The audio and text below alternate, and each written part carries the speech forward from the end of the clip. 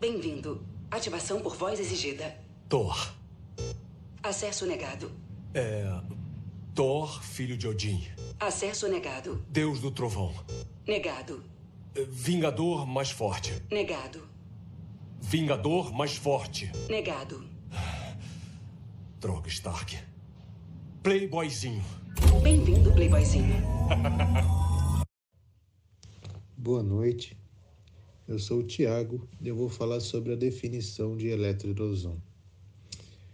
Eletroerosão é um processo que baseia-se na destruição de partículas metálicas por meio de descargas elétricas que ocorrem entre um eletrodo e uma peça, que precisam ser bons condutores de eletricidade através de um líquido dielétrico. Conhecida pela sigla EDM, Electrical Discharge Machine, é um processo utilizado para facilitar a confecção de peças que não podem ser feitas no torno, fresadora e em outras máquinas manuais, por serem materiais de elevada dureza. Vou falar sobre os tipos de eletroerosão. Nós temos aqui a eletroerosão por penetração. Nesse processo, a ferramenta que é responsável pela erosão, ou seja, o que vai promover a usinagem da superfície da nossa peça, ela é conhecida como eletrodo, na qual peça e eletrodo vão ser submersos em um recipiente com um fluido com características dielétricas, ou seja, esse fluido ele não permite a condução de corrente elétrica, atuando como um isolante no nosso sistema. Nesse processo, tanto a peça como o eletrodo vão estar ligados a uma fonte de corrente contínua. Essa ligação é feita por meio de cabos. Geralmente, o eletrodo vai possuir a polaridade positiva e a peça a polaridade negativa.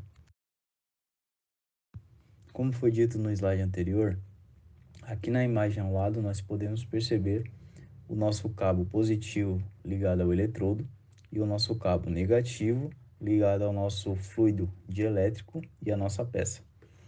No momento em que ligamos o interruptor, vai haver a formação de uma tensão elétrica entre o eletrodo e a peça.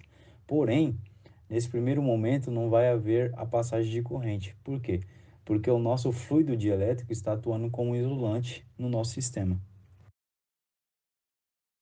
E no momento em que conseguimos fazer uma redução da distância entre a peça e a nossa ferramenta até uma distância determinada, que acontece uma grande sacada do nosso processo. Por quê? O nosso fluido dielétrico que está atuando como isolante, ele passa a ser o condutor. E vai fazer o quê? Ele vai formar uma ponte de íons entre o eletrodo e a peça, dando início ao nosso processo. Então, após a criação dessa ponte de íons, vai ocorrer a produção de uma centelha. Essa centelha ela superaquece a superfície do material dentro de um campo de descarga e com isso vai ocorrer a fundição da mesma.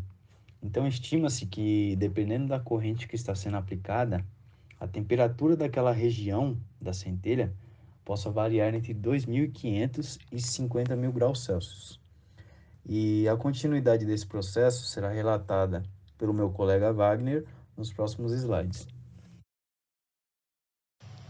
Boa noite, professor. Boa noite a todos. Eu vou falar aqui um pouco sobre o processo de erosão, que ocorre simultaneamente na peça e no eletrodo. Com ajuste conveniente da máquina, é possível controlar a erosão, de modo que se obtém até 99,5% de erosão na peça e 0,5% no eletrodo. Distância mínima entre a peça e a ferramenta na qual é produzida a centelha é chamada cap e depende da intensidade da corrente aplicada. O cap é o comprimento da centelha.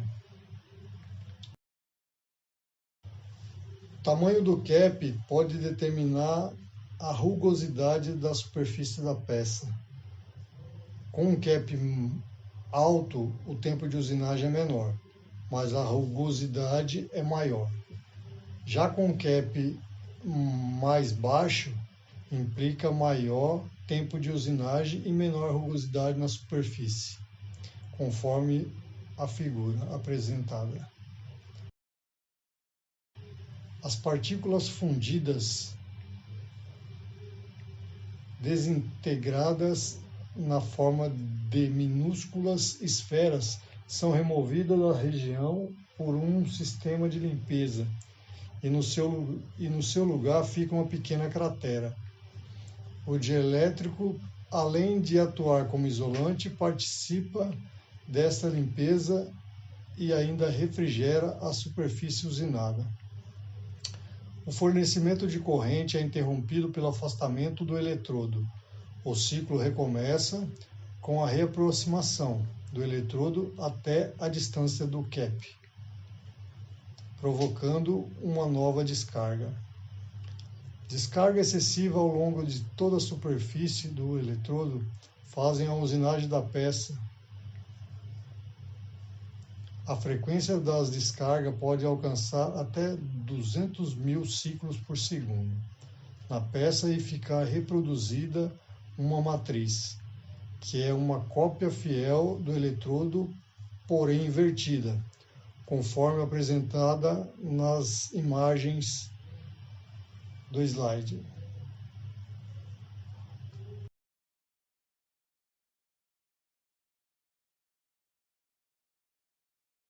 Bom, agora eu vou falar um pouco sobre as vantagens e as desvantagens do processo de eletroerosão por penetração. Começando pelas vantagens, a primeira delas é que as superfícies são produzidas com alto grau de qualidade. Tá? Outra vantagem é que as peças podem ser produzidas independente do seu grau de complexidade, pois o processo permite essa produção. Além disso, o processo gera um baixo teor de remoção de material, diferente dos processos de produção convencionais. Já do lado das desvantagens, podemos listar o desgaste do eletrodo ao fim de todo o processo. Outra desvantagem é que o processo só é feito em corrente contínua, o que limita um pouco todo esse processo. Por fim, podemos citar também os altos custos devido ao investimento inicial no maquinário, tá? Bom, agora eu vou falar um pouco sobre as aplicações do processo de eletroerosão por penetração. Uma das principais aplicações é na produção de peças para a indústria automotiva e na indústria de gravação e estampagem. Outra aplicação do processo é na produção de peças a partir de metais com altos graus de dureza. Produção também de peças de geometrias complexas devido à facilidade do processo. E por fim, ele também é aplicado na indústria de moldes e matrizes. Dando continuidade no processo, irei falar sobre o tipo de eletroerosão a fio. Bom, os princípios básicos da eletroerosão a fio são semelhantes ao da eletroerosão por penetração, porém com certas finalidades, é claro, tendo como, por exemplo, a usinagem de cavidades passantes e perfurações transversais. Nesses dois casos citados, é preferível usar o processo de eletroerosão a fio. A diferença entre um e outro é que, neste processo de eletroerosão a fio, ele vai acompanhado de um fio de latão ionizado, claro que eletricamente carregado. Isso permite que ele atravesse a peça submersa em água deionizada, em movimentos constantes, provocando descargas elétricas entre o fio e a peça, as quais cortam o material. Esse tipo de corte a fio é programado por computador, permitindo o corte de perfis complexo e com exatidão. Agora eu vou falar um pouco sobre as vantagens e as desvantagens do processo de eletroerosão a fio, tá? Começando pelas vantagens, podemos citar os cortes de perfis complexos com alto grau de exatidão de forma totalmente automatizada, além de deixar a superfície com alto grau de qualidade, tá? Que já é padrão nos processos de eletroerosão. Já no lado das desvantagens, podemos citar também a dificuldade do descarte de fluidos que são utilizados nesse processo, o alto custo e a baixa taxa de remoção de material, tá? Que nesse processo é uma desvantagem. Agora eu vou falar um pouco sobre a aplicação desse processo de eletroerosão a fio. Uma das principais aplicações é na produção de peças de cavidade passante pois o fio realiza um corte em 2 pontos do material. Alinhado a isso, também é utilizado na perfuração transversal de peças.